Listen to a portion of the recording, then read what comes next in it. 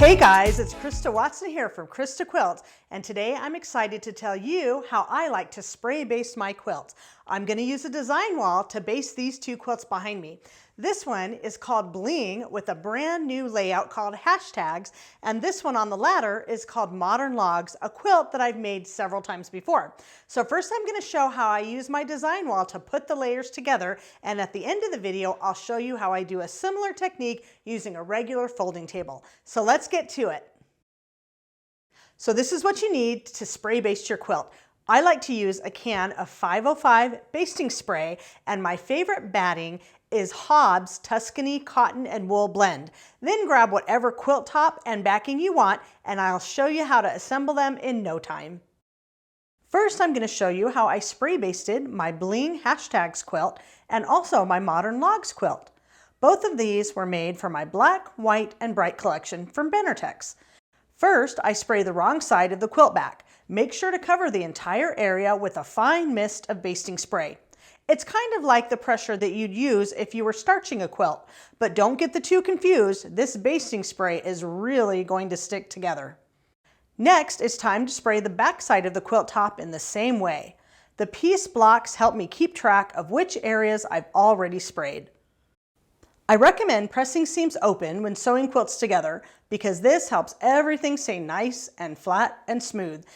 If that scares you, just try it out on a small practice piece first and see what you think. One set down, another to go. This time I'm spray basting my hashtag quilt, which is much larger, but it's the same process. I usually like to spray baste at least 2 quilts at a time just to make the process more efficient. I prefer to spray the layers outside, then bring them inside to assemble. I'm using a plastic table out in my backyard. If the quilt is smaller than your work area, you can put a sheet or drop cloth underneath to catch the overspray.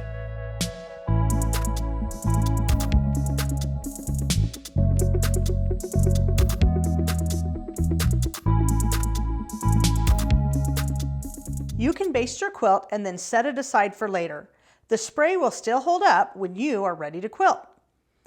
Once the quilt top and backing have been covered in basting spray, you can fold them up wrong sides out and bring them inside for assembly. Don't worry, it will be sticky but not stuck. You can easily pull apart the layers as you baste. Now it's time to assemble the layers on your design wall. If you want to learn how I made the one behind me, be sure to check out my blog at christaquilts.com for a step-by-step photo tutorial. And if you don't have a design wall, no problem. You can do it on a regular table too. Be sure to watch all the way to the end of the video and you'll see how. First, place your backing on the design wall and pin it at the top if needed. Smooth out as many of the wrinkles as you can. It's very important that your backing is a few inches larger than your quilt top and batting. I love working with pieced backs to use up the leftovers, but this is the exact same process I use even with backs that are made from all the same fabric too.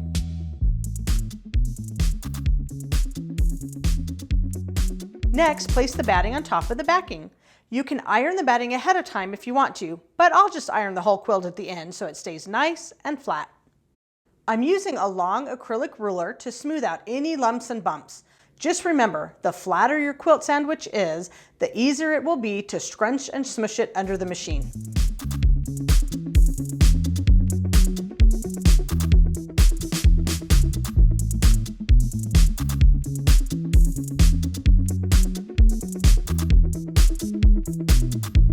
Finally, I'll add the top layer and smooth it out with the long ruler the same way. I actually have a second ruler that I use just for basting. When it starts getting sticky with basting gunk, it's easy to wash off with warm, soapy water. Notice that I'm not trying to center any of the layers. The extra around the edges gives me some wiggle room when I'm trying to assemble everything together. I'll trim off some of the excess and only leave about 1 inch or 2 around all 4 sides so it doesn't get folded and caught under the machine.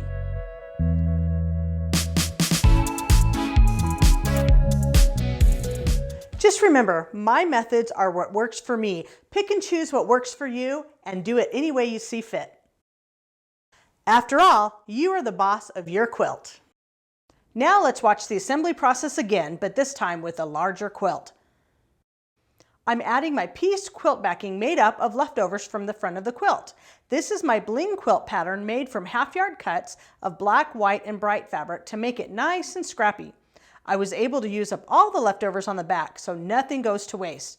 I just sewed together similar sized pieces into larger panels until I had enough fabric to cover the entire quilt. I want the backing to be about 4 to 6 inches larger than the quilt top and batting all the way around.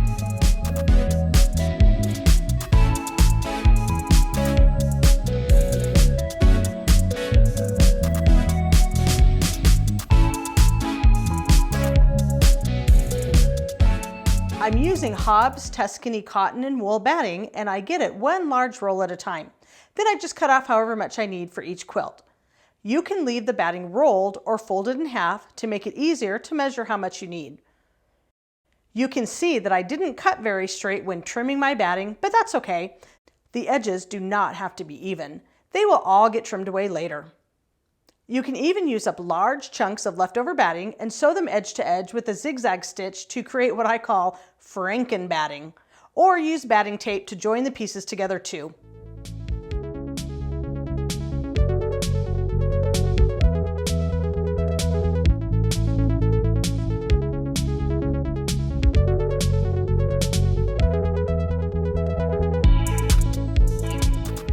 When adding a large top, all I care about is making sure that there's extra batting and backing sticking out all the way around the edges. I don't even care if the backing isn't perfectly straight. That just adds more interest to the quilt. The large acrylic ruler really helps smooth out those layers, especially on a big quilt like this one. It also helps compress the quilt, and you can wiggle any wonky seams back into submission.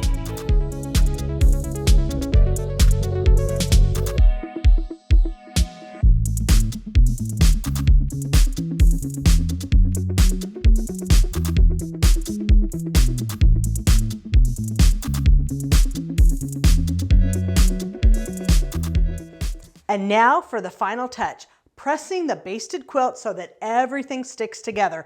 This is where the magic happens. Now I'm ironing the back side of my bling quilt so that you can smooth out any wrinkles that may have occurred. Ironing also helps set the glue so that your layers will stick together. With basting spray, you can pull up any of the layers of the quilt at any time and smooth them back into place if any wrinkles occur. Don't worry, it's not permanently stuck, but the basting spray will hold the layers together while you're machine quilting. I press very methodically, one section at a time with a hot, dry iron.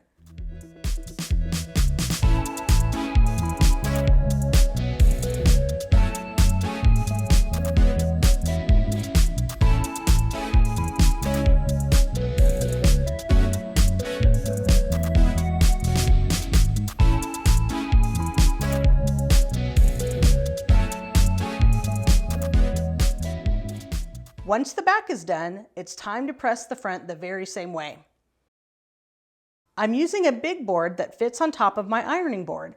It's made out of plywood and covered with batting and muslin. It gives me a nice large area in which to press the quilt. You can do a simple online search to find one for yourself. I don't know how I ever basted without it. When pressing, I like to focus on one row at a time. If the quilt is larger than the ironing board, that's okay. Just pull it across the board as needed to complete each section. In real time, it's only taking me about 20 to 30 minutes to press the entire large quilt, and it's definitely time well spent.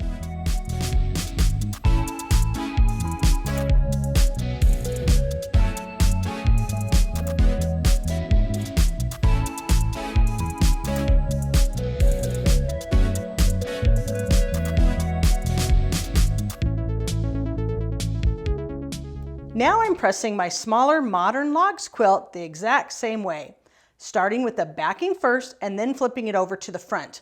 I like to start on the back side because it's much easier to smooth out any wrinkles that happen to occur. On a smaller quilt like this version of Modern Logs, pressing goes nice and fast, but it's the exact same method no matter how big the quilt is.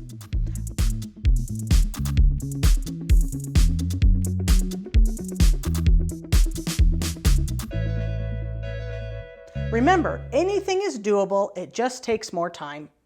The main reason I prefer to spray baste the quilt and then iron it is so that every single inch of the quilt is stuck to every other inch and nothing shifts. It's amazing. Once I switched to spray basting, I never wanted to go back to safety pins ever again.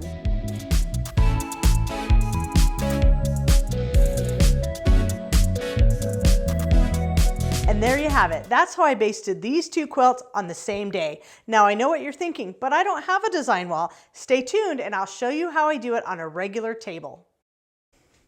Now I'm going to walk you through how I did the spray basting process on a regular plastic folding table using my Improv Squares quilt.